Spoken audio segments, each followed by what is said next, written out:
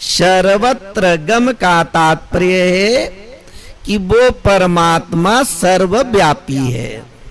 यहाँ पर आद्य शंकराचार्य जी ये बतलाते हैं कि सर्व देशों में है। शास्त्रों में 3 प्रकार की परिच्छिन्नता का निषेध करते हैं कि वह परमात्मा सर्वत्र है, सब देशों में है। जैसे आकाश सर्वत्र है वैसे ही परमात्मा सर्वत्र है। जब हम गंगोत्री से गोमुख की यात्रा करते हैं, तपोवन जाते हैं, कहीं कहीं इस प्रकार से बोर्ड लगा रहता है कि सावधानी से चलो, यहाँ ऑक्सीजन कम है। तो ऑक्सीजन की जो मात्रा है वो कम ज्यादा होगी, लेकिन आकाश कैसा है? सब जगह है, आकाश में ही सब है। उसी प्रकार परमात्मा कैसे है? सर्वत्र है। दूसरी बात कि परमात्मा सर्व कालों में है। ऐसा नहीं कि भगवान का अवतार हुआ और भगवान ने अपनी लीला का संवरण कर लिए तो यह जगत परमात्मा से रहित हो गया, ऐसे नहीं। परमात्मा जो है सभी कालों में है। हाँ, जो गुणवान है, जो भगवान का भजन करते हैं, जो धर्म का पालन करते हैं, जो भगवान का चिंतन आदि करते हैं, उसी में परमात्मा है। और जो है दुर्जन में, अधार्मिक में परमात्मा नहीं, ऐसी बात नहीं। वो कीट पतंग से लेकर के ब्रह्मा तक सब में वो परमात्मा है। हाँ। भगवान श्री कृष्ण ने बंसी बजाई, बंसी की धुन को सुन करके गोपियां आ जाती हैं। भगवान श्री कृष्ण का जो सानिध्य प्राप्त होता है, गोपियों के मन में जो है परम भक्ति की जो है भाव उत्पन्न होने लगते हैं। उसके बाद में भगवान श्री कृष्ण कहते हैं कि गोपियों अब तुम लोग जो है अपने घर लौट जाओ। हाँ। और यदि तुम लोग सोचती होंगी कि भगवान जो है केवल हमसे प्रेम करते हैं, तो ऐसी बात नहीं। मैं सबसे प्रेम करता हूं और समस्त प्राणी मेरे से प्रेम करते हैं, क्योंकि जो कीट पतंग आदि है वो भी जो है अपनी आत्मा से प्रेम करते। जब किसी कीड़े को जो है पकड़ते हैं तो वह वहां से जो है मुक्त होने के लिए छटपटाता है। तो सब प्राणी को अपनी आत्मा प्रिय है और वह आत्मा जो है भगवान श्री कृष्ण है। इस प्रकार से परमात्मा सर्व देशों में है, सर्व कालों में है और सब में है। अच्छा, इसी बात को यहाँ पर क्या बतलाते हैं कि ऐसा नहीं है कि किसी क्षेत्र में, किसी देश में नहीं है। तो यह बात जब हमारे बुद्धि में जो है स्थिर हो जाए, हम तीर्थों में जाएं, मंदिर में जाएं, महापुरुषों के पास जाएं, उसमें किसी भी प्रकार का जो है विचार करने की आवश्यकता नहीं है। लेकिन कोई व्यक्ति यह सोचता है कि मैं वहीं जाऊंगा तभी मेरा भजन होगा, मैं उसी के पास जाऊंगा तभी जो है मुझे ज्ञान की प्राप्ति होगी, भक्ति की प्राप्ति होगी, ऐसी बात नहीं है। वो तो अपने अपने मन के जो है अंतःकरण के भेद हैं। तो यह बात सुनिश्चित हो जाए कि परमात्मा सर्वत्र है। लोग दुर्गम से दुर्गम स्थान में जो है जाते हैं। हाँ, यदि जो है वहां जाना हमारे लिए सरल है, सुरक्षित है, तो चले जाना चाहिए अमरनाथ की यात्रा करके। लेकिन जब सुन रहे हैं कि वहां का जो है वातावरण ठीक नहीं है, दोनों प्रकार से आतंकवादियों का भी भय और जो है प्राकृतिक वातावरण भी जो है कुछ कहा नहीं जा सकता, तो ऐसे स्थानों पर सोच समझ करके जाना चाहिए। तो परमात्मा कैसे हैं? सर्वत्र हैं। ये किस परमात्मा के संबंध में बतला रहे हैं? ये उस परमात्मा के संबंध में बतला रहे हैं जो अक्षर है, अचिंत्य है, अनिर्देश्य है, जो निराकार है। भगवान रामचंद्र जी जब वाल्मीकि से मुलाकात किए, रामचंद्र जी ने वाल्मीकि से पूछा कि हे ऋषि, आप जो है हमको ऐसा स्थान बतलाएं जहां पर किसी को जो है हमारे रहने से उद्विग्नता की प्राप्ति ना हो। वाल्मीकि ने कहा कि हे राम, सबसे पहले आप मुझे यह बतलाएं कि आप कहां नहीं हैं। भगवान राम सर्व देशों में है, सर्व देशों में ऐसा कोई स्थान नहीं जहां भगवान राम ना हो। यह जो लीला का जो है प्रसंग है, उस लीला में भगवान इस प्रकार के जो है वार्तालाप करते हैं जैसे एक सामान्य मनुष्य जो है बर्ताव करता है। राम ब्रह्म चिन्मय अविनाशी, सर्वरहित सब उर पुरवासी। राम ब्रह्म चिन्मय अविनाशी, सर्वरहित सब उर पुरवासी। भगवान राम ही ब्रह्म है, चिन्मय है, और वह सबसे रहित है। सबके हृदय में रहते हुए वह सबके साथ जो है वो बंध गए, आसक्त हो गए, ऐसे नहीं। सबसे कैसे हैं? असंग है, और सबके जो है हृदय में विराजमान है। हाँ, गर्मी पड़ रही है, वातावरण जो है गर्म हो गया, आकाश गर्म नहीं होता है। ठंडी पड़ेगी तो सब जो है ठंडा ठंडा लगेगा, लेकिन आकाश ठंडा नहीं होता है। उसी प्रकार से परमात्मा सबके हृदय में है, लेकिन व्यक्ति के जो है सुख और दुख आदि है वह जो है जीव ही अनुभव करता है। परमात्मा जीव के सुख और दुख से कैसा है? असंग है। याज्ञवल्क कहते हैं कि याज्ञवल्क राजा जनक से कहते हैं कि राजन, वह जो आत्मा है वो कैसा है? असंगो ययम पुरुषः। उस आत्मा को पुरुष कहा जाता है। पुरुष क्यों कहते हैं? पूरी शयनात् पुरुषः, जो सब में शयन करते हैं, सब में निवास करते हैं, इस कारण से उनको पुरुष कहा जाता है। और वही परमात्मा कैसे हैं? वह पूर्ण है, इस कारण से भी पुरुष कहा जाता है। जीव कैसा है? जीव को जो अपने पूर्णत्व का बोध प्राप्त करना है। जो अज्ञानी है उसके जीवन में अपूर्णता है, स्वरूप से वह पूर्ण है, लेकिन अपने पूर्णत्व का उनको ज्ञान नहीं है। और भगवान कैसे हैं? वे पूर्ण है और अपने पूर्णत्व का ज्ञान है। इस प्रकार से वह पुरुष कैसा है? सर्व जो है व्यापी है। अब वह सर्वव्यापी है, फिर हमें दर्शन क्यों नहीं होते हैं? हाँ, वो प्राप्त होते हुए भी अप्राप्त सा हो गया। किस कारण से? अज्ञान के कारण से। उसी प्रकार से गोस्वामी तुलसीदास जी क्या कहते हैं? हरि व्यापक सर्वत्र समाना, प्रेम से प्रगट होई मैं जाना।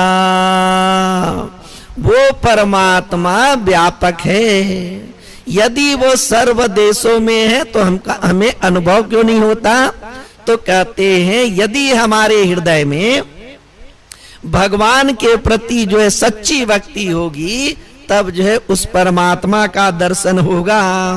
इस प्रकार से ये अक्षर जो कुटस्थ अनिर्देश्य जो परमात्मा है उसकी व्यापकता बतला दी है। हाँ, अगली बात बतलाते हैं अचिंत्य। उस परमात्मा का जो है हम चिंतन नहीं कर सकते। जो देखे हैं, सुने हैं, उसी के संबंध में हम विचार करते रहते हैं। जागृत अवस्था में हम देखते हैं, सुनते हैं, और स्वप्न अवस्था में जो देखे हैं, सुने हैं, जिनके साथ व्यवहार किए हैं, उन्हीं का जो है हमें स्वप्न में जो है दिखाई पड़ता है। जागृत अवस्था में जो है स्थूल प्रपंच है, और स्वप्न अवस्था में जो है सूक्ष्म प्रपंच है। तो उस सूक्ष्म प्रपंच का हम चिंतन करते हैं। अब ये परमात्मा कैसे है? अनोरणीयान महतो महीयान, वह सूक्ष्म से सूक्ष्म है और महान से महान है, उसको मन के द्वारा जाना नहीं जा सकता। फिर कहते हैं कि भगवत चिंतन करो, ब्रह्म चिंतन करो। और वेदों में ये बातें भी कही जाती है, मनसई वेदमाप्तव्यम। उस परमात्मा का अनुभव किससे होता है? मन से होता है। कौन से मन से होता है? तो जिसका मन शुद्ध है, पवित्र है, उसी को ही पवित्रानाम पवित्रम यो, जो परम पवित्र परमात्मा है उसकी अनुभूति परम पवित्र जो है मन के द्वारा होता है। कबीरदास जी कहते हैं, मेरो मन निर्मल भया जैसे गंगा नीर, पाछे पाछे हरि फिरे कहत कबीर कबीर। हाँ, भक्त जो है सब प्रकार की साधनाओं को करके भगवान को प्राप्त करने की चेष्टा करता है। और सारी साधना का जो सार है, हम जप करते हैं, पूजा करते हैं, उपवास करते हैं, तो इन सब के द्वारा सनय सनय जो है हमारा अंतःकरण निर्मल होते जाता है। और जब हृदय जो है निर्मल हो जाता है तो उसी हृदय, उसी शुद्ध हृदय में, निर्मल हृदय में परमात्मा का आविर्भाव हो जाता है। भक्तों की जो भाषा है वह बड़ी विचित्र है। प्रभु जी तुम चंदन हम पानी, जाकी अंग अंग बास समानी। भगवान को क्या कहते हैं कि प्रभु जी आप तो चंदन हैं और हम क्या हैं? हम पानी हैं। जिस प्रकार से जो है चंदन के द्वारा पानी में जो है सुवास उत्पन्न होता है, सुगंध आती है, उसी प्रकार से सब प्राणियों में वो परमात्मा है। तभी तक उसके द्वारा जो है विभिन्न प्रकार के कार्य हो रहे हैं। जब वो परमात्मा इस शरीर को छोड़ करके चले जाता है, उसके बाद इसमें किसी भी प्रकार के कार्य नहीं होते।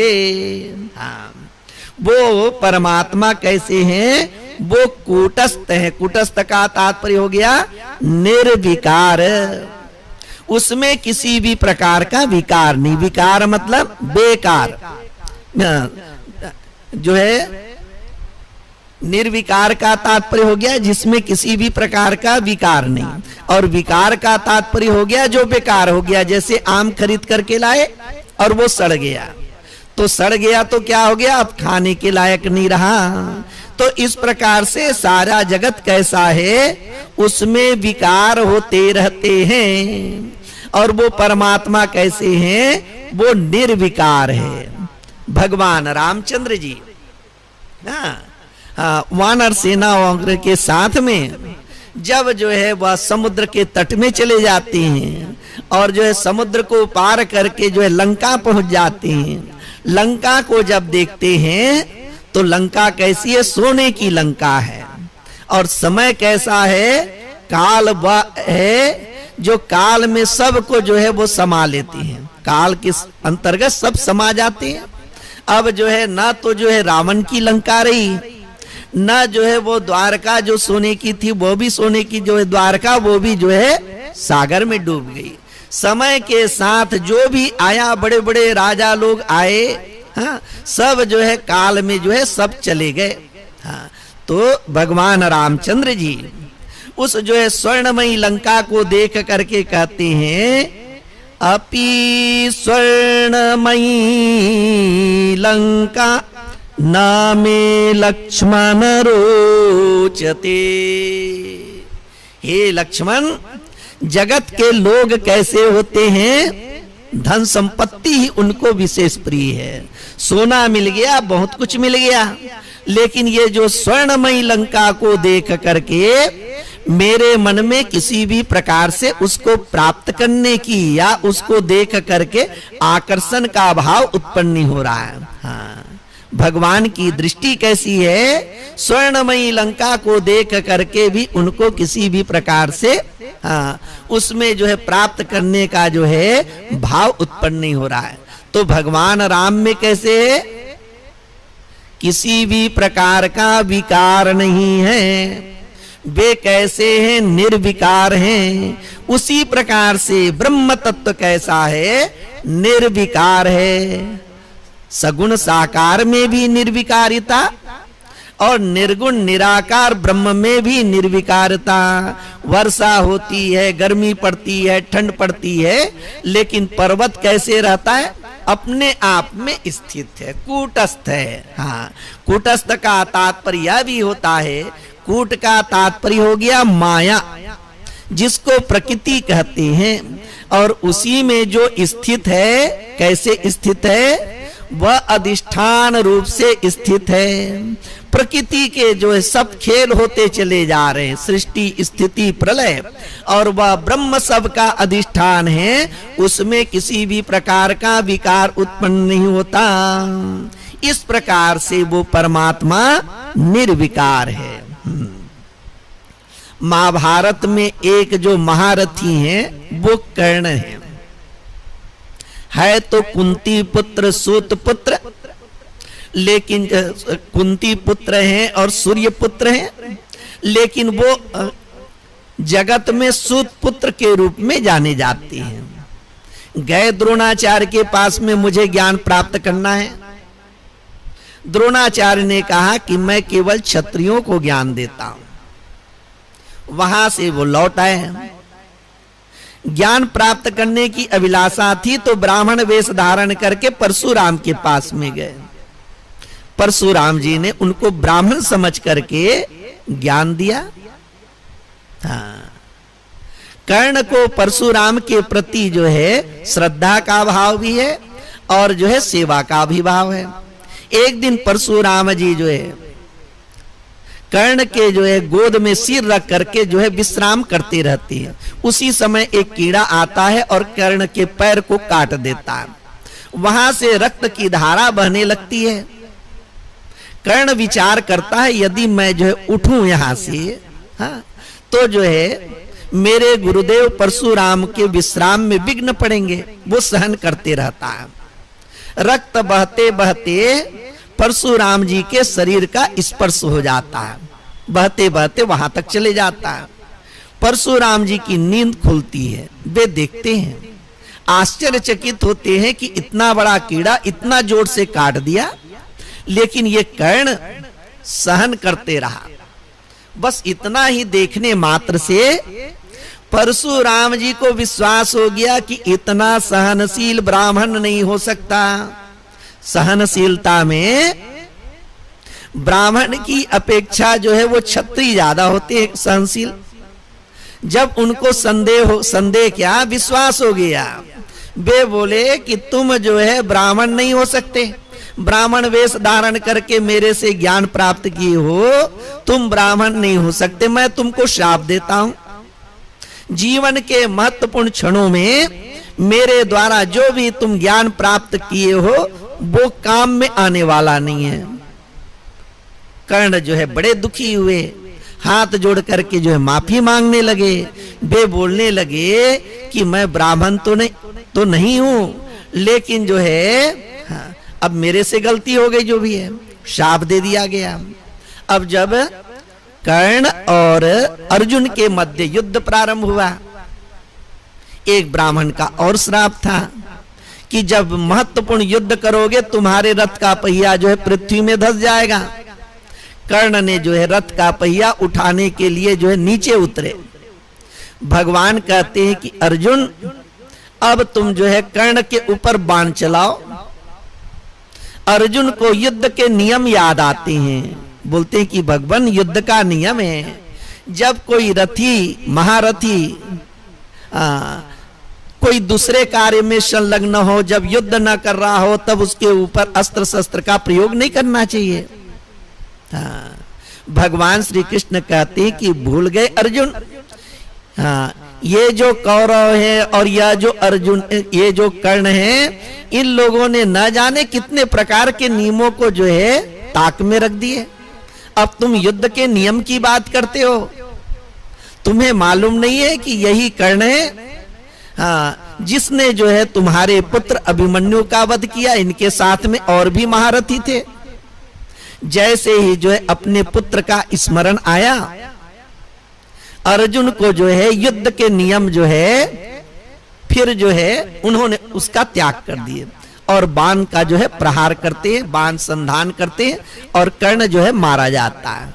क्या बात है, भगवान श्री कृष्ण जो है वो अच्युत हैं, जो अपने स्वरूप में सदा रहे उसको कहते हैं अच्युत।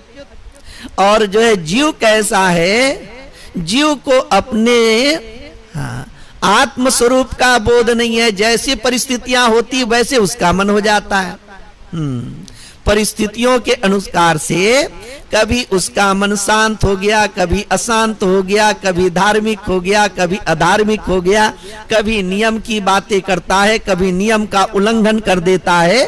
लेकिन भगवान कैसे हैं, सदैव अपने जो है स्वरूप में रहते हैं। तो कूट उसको कहते हैं जो है मिथ्या लेकिन सत्य प्रतीत होता है, जिसमें जो है अवगुण लेकिन जिसमें जो है सद्गुण दिखाई देते हैं, उनको क्या कहते हैं, उनको कूट कहते हैं। ये परमात्मा जो है कैसे हैं, इस कूट में, इस माया में निर्विकार रूप से जो है वो स्थित हैं। ऐसे परमात्मा की उपासना करते हैं। हाँ, अचलम, जैसे जो है हम लोग गति करते हैं, वैसे यह सारा संसार कैसा है, सारा संसार जो है वो गतिमान है यहाँ पर। और जिसमें गति होगी उसमें जो है वह विकार भी होगा। गोविंद जय जय गोपाल जय जय, गोविंद जय जय गोपाल जय जय, राधा रमन हरि गोविंद जय जय, राधा रमन हरि गोविंद जय जय, गोविंद जय जय गोपाल जय जय, गोविंद जय जय गोपाल जय जय, राधा रमन हरि गोविंद जय जय, राधा रमन हरि गोविंद जय जय, गोविंद जय जय गोपाल जय जय, गोविंद जय जय गोपाल जय जय, राधा रमण हरि गोविंद जय जय, राधा रमण हरि गोविंद जय जय। बोलिए श्री कृष्ण चंद्र भगवान की जय।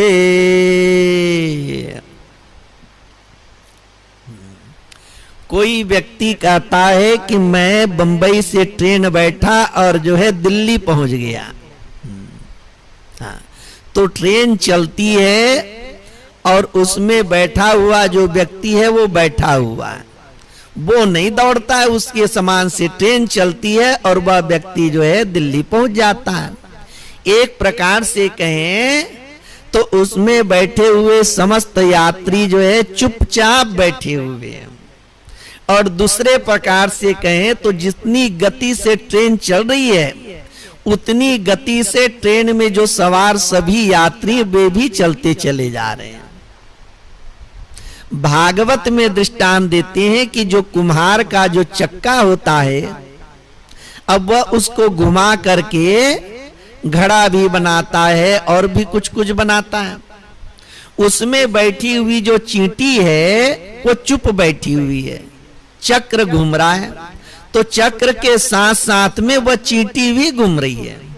अब कभी वो चींटी जो है जिस दिशा में वो चक्का घूम रहा है उस चक्के की दिशा में भी वो घूमती है और कभी जो है विपरीत दिशा में भी घूमती है। इस प्रकार से एक जो निरुपाधिक ब्रह्म है उसमें किसी भी प्रकार की गति नहीं है, और जो सोपाधिक जो ब्रह्म है वो गति करते हैं। कोई जो है वृंदावन में उपासना किए तो उनको वृंदावन में भगवान ने दर्शन दिए, कोई जो है वो हरिद्वार में उपासना किए तो उनको हरिद्वार में दर्शन प्राप्त हो गया। हाँ, द्रौपदी ने जो है हस्तिनापुर में जो है प्रार्थना की कि हे द्वारकावासी भगवान श्री कृष्ण आप मेरी रक्षा करो, तो भगवान जो है वहीं पर वस्त्र के रूप में अवतरित हो जाते हैं। तो सगुण साकार जो परमेश्वर है वे भिन्न भिन्न प्रकार की लीला करते हुए दिखाई देते हैं, और जो अक्षर ब्रह्म है उसमें किसी भी प्रकार की गति नहीं है। भगवान शिव कैसे हैं? नागेंद्र हाराय त्रिलोचनाय भस्मांगरागाय महेश्वराय नित्याय शुद्धाय दिगंबराय तस्मै नकाराय नमः शिवाय तस्मै नकाराय नमः शिवाय। जो मंद मध्यम अधिकारी है वे भी परमात्मा का किस प्रकार से ध्यान करके परमात्मा को प्राप्त करे, इसलिए भगवान अपना जो है भिन्न भिन्न प्रकार के रूप धारण करके अवतरित होते हैं और अनेक प्रकार की दिव्य लीलाएं करते हैं। यशोदा माता ने एक दिन जो है कन्हैया को स्नान करा करके सुंदर वस्त्र पहना करके उसका श्रृंगार किए और अपने कार्यों में जो है यशोदा माता लग गई। उन्होंने देखा कि कन्हैया जो है वो मिट्टी में जो है खेलने लगे और अपने ऊपर भी मिट्टी लगा लिए। यशोदा माता ने पुनः कन्हैया का स्नान कराया, फिर से स्वच्छ जो है वह वस्त्र पहनाए, उसके श्रृंगार किए। उसके बाद फिर अपने काम में जो है यशोदा माता लग गई। थोड़ी देर के बाद में यशोदा माता देखती हैं कि कन्हैया फिर से जो है वो मिट्टी में खेल रहे और अपने शरीर में पूरे जो है मिट्टी मल ली है। यशोदा माता का मन जो है खींच जाता है। यशोदा माता कहती है ऐसा तो नहीं कि तुम पिछले जन्म में जो है सूकर रहे होगे।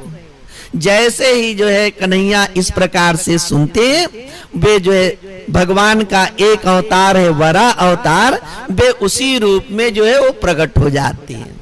तो भिन्न भिन्न लीलाओं के द्वारा भगवान क्या बतलाते हैं कि कभी मत्स्य अवतार के रूप में, कभी जो है सूकर अवतार के रूप में, कभी जो है नृसिंह अवतार के रूप में वही परमात्मा है। कोई अलग अलग रूप हो जाने से, अलग अलग नाम हो जाने से परमात्मा कोई अलग नहीं हो गए, परमात्मा अनेक नहीं हो गए, परमात्मा एक ही है। इस प्रकार से वह परमात्मा कैसे हैं? तदे जति तन्ने जति, वे चलते भी हैं और नहीं भी चलते। भगवान शिव जो है समाधि भी लगा लेते हैं और भक्तों की के ऊपर अनुग्रह करने के लिए समाधि का त्याग करके जो है वे उनकी रक्षा भी करते हैं। और वही परमात्मा जो है ध्रुवम, ध्रुवम का तात्पर्य हो गया कि वो शाश्वत है, वो नित्य है। अब ऐसे परमात्मा की प्राप्ति कैसे होती है? तो कहते हैं संनियम्येन्द्रिय ग्रामम सर्वत्र समबुद्धय ते प्राप्नुवन्ति मामेव सर्वभूत हिते रता। तीन बातें हैं जीवन में, अनुकूलता प्रतिकूलता, सुख दुख लाभ हानि ऐसे आते रहेंगे। अब भक्त में या ज्ञानी में विशेषता क्या है कि उनका मन सदैव सम रहता है। ऐसे अपने मन को शांत रखना, समता में रखना, हाँ, सामान्य व्यक्ति के लिए कठिन नहीं बल्कि असंभव जैसा है। हाँ, लेकिन जो साधना करते हैं वे अपने मन को सभी प्रकार की परिस्थितियों में समता में रख लेते हैं। दूसरी बात कहते हैं सर्वत्र समबुद्धया, सबके प्रति कैसा है, समान भाव है। हाँ, सबको समदृष्टि से देखने वाले हैं। कोई गरीब है, कोई अमीर है, कोई जो है निर्धन है, कोई जो है बहुत पैसे वाला है, कोई अज्ञानी है, कोई ज्ञानी है। ऐसे संसार में कैसे है, विचित्रता है, अनेकता है, लेकिन ज्ञानी कैसे, समबुद्धि वाले होते हैं। तीसरी बात बोलते हैं सर्वभूत हिते रता, जितने भी जो है प्राणी हैं उनके हित में उनका जो है भाव लगा रहता है। इस प्रकार से ये तीन बातें बतलाते हैं। और ऐसे जो अक्षर ब्रह्म की उपासना करने वाले हैं वे मुझे ही प्राप्त करते हैं।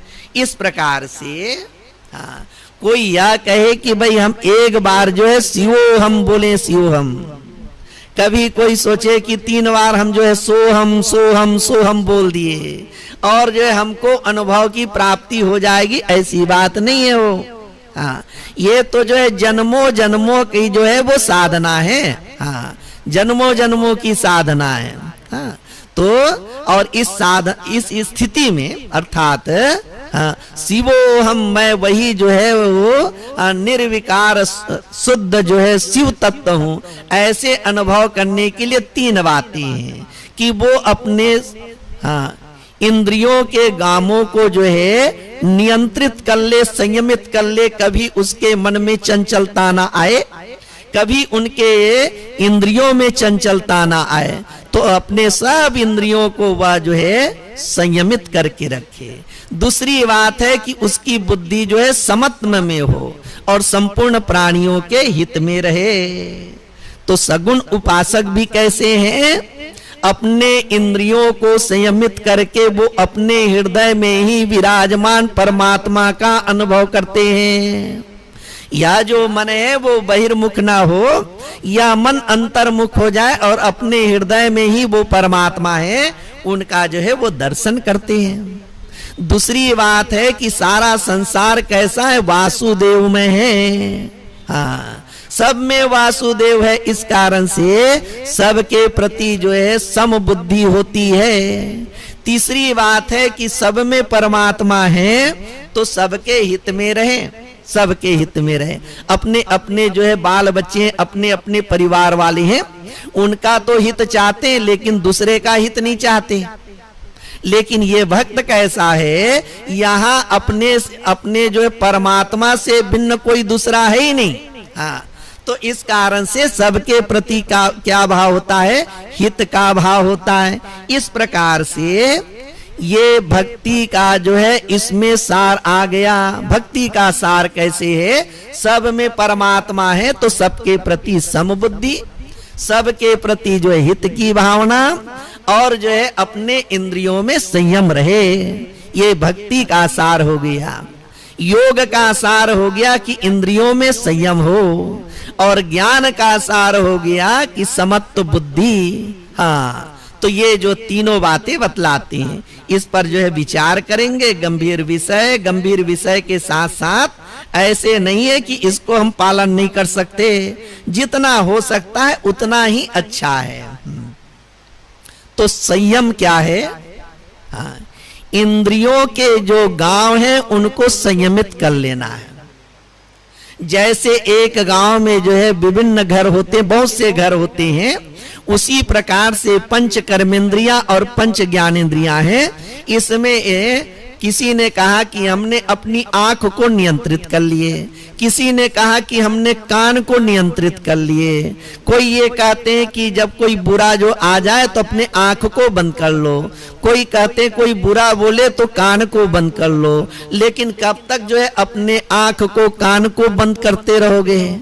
संसार कैसा है, हाँ, जड़ चेतन गुण दोषमय, जड़ भी है, चेतन भी है, गुण भी है, दोष भी है। जैसे जो है दुर्गा का दर्शन करने जाते हैं तो माता भगवती का भी दर्शन करते हैं और महिषासुर भी है, हाँ, उस तरफ भी दृष्टि जाएगी। आप राम की कथा सुनेंगे तो उसमें रावण का भी जो है कहना चाहिए उल्लेख होगा। कृष्ण की कथा सुनेंगे तब तो जो है कृष्ण की कथा सुनेंगे तो जो है पूतना की भी कथा सुननी पड़ेगी। इस प्रकार से इस संसार में भी अच्छे बुरे हैं और भगवत कथा सुनते हैं उसमें भी जो है भगवान की भी कथा है, असुरों की भी कथा है। तो यहां कैसे बतला रहे हैं कि सब में क्या है, समत्व बुद्धि हो। तो मनो निग्रह से या इंद्रिय निग्रह से ही जो है सभी प्रकार की सफलता प्राप्त होती है। सफलता प्राप्त करने का सूत्र क्या है? जिन्होंने जो है अपने इंद्रियों को, अपने मन को संयमित कर लिए, उनको ही सफलता प्राप्त होती है। अर्जुन जैसा धनुर्धर और कोई दूसरा नहीं था। अर्जुन कैसे हैं? सर्वश्रेष्ठ धनुर्धर थे। वे सर्वश्रेष्ठ धनुर्धर कैसे बने? संयम के कारण से वे जो है संयम और अभ्यास, इन दो साधनों से वे जो है सर्वश्रेष्ठ धनुर्धर हो गए। हाँ, द्रौपदी का स्वयंवर हुआ तो उन्होंने जो है अपने आप को संयमित करके उन्होंने मत्स्य की आंख पर जो है बाण का संधान किए और जो है उन्होंने स्वयंवर में जो है द्रौपदी को प्राप्त किए। तो हमारे जीवन में भी जो छोटे बड़े जो भी कार्य करते हैं, इन सब कार्यों में सफलता का जो सूत्र है वह क्या है कि अपने आप को जो है, जो व्यक्ति संयमित कर लिया, जिसके जीवन में आत्म संयम आ गए, वही जो है सफलता प्राप्त करता है। घर में, बाजार में, अन्य जगह में छोटी छोटी बातों से जो है बड़ी बड़ी जो है घटनाएं घट जाती है। किसी ने हमको कुछ कहा और हमने जो है उसको चुपचाप सहन कर लिए, बातें समाप्त हो गई। अब कोई बोले कि भाई ईंट का जवाब जो है हम पत्थर से देंगे, तो लड़ाई जो है बढ़ते चले जाती है। तो इस प्रकार से जहां हमको अपने आप को संयमित कर लेना है, रोक लेना है, वो व्यक्ति जो है बड़े बड़े कहना चाहिए विपदाओं से बच जाता है और उस परमात्मा तत्व को प्राप्त करना है। उसके लिए तो यही साधन बतलाए गए हैं। हाँ, क्या साधन बतलाते हैं कि यदा संहरते चायम कुरुमोंगानी वसर्वसः इंद्रियार्थेभ्य तस्य प्रज्ञा प्रतिष्ठिता।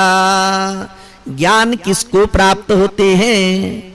तो भगवान श्री कृष्ण कहते हैं, जिस प्रकार से कुर्म, कच्छप, हाँ, जब व्यवहार करता है तो अपने जो है अंगों को बाहर निकालता है और जब उनका व्यवहार पूरा हो जाता है, जितना जो प्रयोजन था वो पूरा हो गया, तब अपने अंगों को समेट लेता है। उसी प्रकार से साधक संसार में प्रवृत्त होता है तो जितना उसको आवश्यक है उतना प्रवृत्त होता है और उसके बाद में वह अपने जो है इंद्रियों को समेट लेता है। तो जो अपने संपूर्ण इंद्रियों को निग्रह कर लेता है तो उनको जो है ज्ञान की प्राप्ति होती है। हाँ, शास्त्र पढ़ना है, निग्रह करना पड़ेगा। स्वामी विवेकानंद कैसे थे? वे एक बार यात्रा करते रहते हैं, किसी से पुस्तक मांगते हैं और उसको पढ़ लेते हैं। पढ़ लेने के बाद में हाँ, उस व्यक्ति से पूछते हैं कि तुमने ये पुस्तक पढ़ ली? वे बोलते हैं हाँ कि मैं पढ़ लिया हूं। उसके बाद स्वामी विवेकानंद जो है पानी जहाज में थे, उस पुस्तक को जो है समुद्र में डाल दिए। उस व्यक्ति ने कहा कि आपने फेंक क्यों दिया? स्वामी विवेकानंद बोलते हैं अब जो है तुमने भी पढ़ लिए, मैंने भी पढ़ लिए, अब इस पुस्तक को जो रखने की जरूरत क्या है? तो उस व्यक्ति ने बोला कि हम तो उसको बार बार पढ़ते हैं। स्वामी विवेकानंद बोले कि एक बार पढ़ लिए तो उसके बाद में और जो है उसको रखने की जरूरत क्या है? तो उस व्यक्ति ने बोला एक बार पढ़ लेने से सब याद थोड़ी हो जाता है। स्वामी विवेकानंद बोले कि हम एक बार पढ़ लिए ना फिर वो कभी भूलता नहीं है, बार बार हमको पढ़ना नहीं पड़ता है। बोले तो हमारा भी मन है, स्वामी विवेकानंद का भी मन है। स्वामी विवेकानंद ने एक बार ऐसे ही को बोले कि तुम कैसे पढ़ते हो, एक एक शब्दों को पढ़ते हो, वाक्यों को पढ़ते हो, लेकिन हम जो है एक एक पृष्ठ को एक एक बार में पढ़ लेते हैं। बोले हाँ, और एक बार पढ़ लिए कभी भूलता नहीं है करके। तो ऐसे जो महापुरुष संसार में सफलता प्राप्त करते हैं, पूजनीय हो जाते हैं, उसका कारण यह है कि उन्होंने इस प्रकार की जो योग्यता प्राप्त कर ली ना। तो क्या कहते हैं कि अपने इंद्रियों को जो संयमित कर ले, राजा दशरथ है। तात्पर्य क्या करते हैं, जिन्होंने अपने इंद्रियों को संयमित कर लिए, 10 इंद्रियों को, तो वहां भगवान राम का आविर्भाव हो गया। भगवान राम को प्राप्त करना है तो अपने 10 इंद्रियों को, पंच ज्ञानेंद्रिय और पंच कर्म इंद्रियों को संयमित रखना पड़ेगा। दूसरे कौन है, दशानन है, उसके 10 मुख है, वे 10 मुख से व्यवहार करते हैं, भोग करते हैं। हाँ, भगवान राम ने दशानन का जो है वो वध कर दिए। हाँ, तो इस प्रकार से ये क्या कहते हैं, मनुष्य का सबसे अच्छा मित्र, सबसे श्रेष्ठ मित्र कौन है, ये जो अपनी इंद्रियां, जिन्होंने जो अपने इंद्रियों को वश में कर लिए, तो ये इंद्रियां उनके मित्र बन गए। और जिनकी इंद्रियां वश में नहीं है, तो वही इंद्रियां उनके लिए जो है शत्रुवत हो गए। हाँ, तो यहां पर बतलाते हैं कि संपूर्ण जो है इंद्रियों के गांवों को संयमित कर ले। दूसरी बात बतलाते हैं, सर्वत्र समबुद्धया। ज्ञानी कैसे होता है, वेद्या विनय संपन्ने ब्राह्मणे गविहस्तिनी सुनी चैव स्वपाके च पंडिता समदर्शिना। संसार में विविधता है। कोई विद्या विनय से संपन्न ब्राह्मण है, वो अच्छी तरह से वेदों का उन्होंने अध्ययन किया है, उसके अंतःकरण में विनय भी है, अभिमान नहीं है, विधिवत वे जो है सब प्रकार के कर्मों का संपादन भी करते हैं। दूसरा चंडाल है, दोनों में भेद है। हाँ, और गौ भी है, कुत्ता भी है, हाथी भी है, सबके प्रति उनकी दृष्टि कैसी है, सबके प्रति समान है। अब क्या कहते हैं, सब प्राणी समान कैसे हो जाएंगे, तो उनकी दृष्टि जो है उनके कर्म में, उनके शरीर में या उनके व्यवहार में नहीं है वो। हाँ, बल्कि उनकी दृष्टि किसमें है, सब में वही ब्रह्म है, निर्दोषम ही समम ब्रह्म। वे जब ब्राह्मण को देखते हैं तो भी ब्रह्म को ही देख रहे हैं, वे चांडाल को देखते हैं तो भी ब्रह्म को ही देखते हैं, गौ कुत्ता और हाथी को देखते हैं तो भी ब्रह्म को देखते हैं। तो चेतन तत्व सब में समान है। तो इस प्रकार से जो है समरूप ब्रह्म को जो देखने वाला है, उसकी बुद्धि सदैव जो है समता में रहेगी। और रही बात जो है शरीर को देखने की, तो उसके कर्म को देखने की, उनके गुण को देखने की, तो सब कैसे, सब प्रकृति के विकार हैं। वो सबका शरीर कैसा है, क्षिति जल पावक गगन समीरा पंचरचित अधम शरीरा। सबका शरीर जो है पृथ्वी, जल, तेज, वायु और आकाश से बना हुआ है, और जो पंच तत्वों से बना हुआ है वो पंच तत्वों में लीन हो जाता है। तो चाहे प्रकृति के कार्यों को देखें तब भी सब समान हैं, और जो है शुद्ध चेतन को देखते हैं तब भी समान हैं। इस प्रकार से जो है वो उनकी बुद्धि कैसे होती है, समता में होती है। और जो कर्म को देखते हैं, अपने जीवन में सुख दुख आते रहते हैं, हाँ, अनुकूलता प्रतिकूलता आते रहती है। तो इसमें कैसा है, जो आया कहना चाहिए अपने जो है प्रारब्ध अनुसार से आया है, उसमें भी जो है वो समत्व में रहते हैं। आद्य शंकराचार्य जी कहते हैं इष्ट अनिष्ट की प्राप्ति में भी जो सम में रहे। हाँ, अपनी इच्छित वस्तु प्राप्ति हो गई तो बहुत ज्यादा हर्षित नहीं होते, अपने अनुकूल जो है वस्तु की प्राप्ति नहीं हुई बल्कि प्रतिकूल वस्तु की प्राप्ति हो गई, तब भी उनकी बुद्धि कैसे है, सम में रहती है। इस प्रकार से समत्व बुद्धि वाले। हाँ, और सर्वभूत हिते रता। हाँ, सब प्राणी के जो है हित में रत रहते हैं। सामान्य व्यक्ति के जीवन में ये लागू नहीं होता है, जिनके साथ में उसकी ममता होती है, जिसको वे अपना मानते हैं। सभी माता पिता अपने जो है पुत्र का जिस प्रकार से हित चाहते हैं, उसी प्रकार से ज्ञानी संपूर्ण प्राणियों के हित में रत, अर्थात सब प्राणियों के प्रति हित भावना रखते हैं। जीव तो कैसा है, अल्पज्ञ, अल्प शक्ति वाला है, थोड़ा सा सामर्थ्य है, थोड़ी सी संपत्ति है, थोड़ा सा समय है, तो वो कितने लोगों की सेवा किया, कितने लोगों की सहायता किया, इनकी गणना नहीं की जाती है, बल्कि वो सब के प्रति जो है हितत्व भाव रखने वाले होते हैं। और ऐसे जो लोग हैं उनके बारे में कहते हैं ये प्राप्नुवन्ति मामेव, वे जो है मुझको ही प्राप्त करते हैं। अर्थात जो आत्म स्वरूप परमात्मा है उनको वे जो है साक्षात रूप से, अभिन्न रूप से वे अनुभव करते हैं।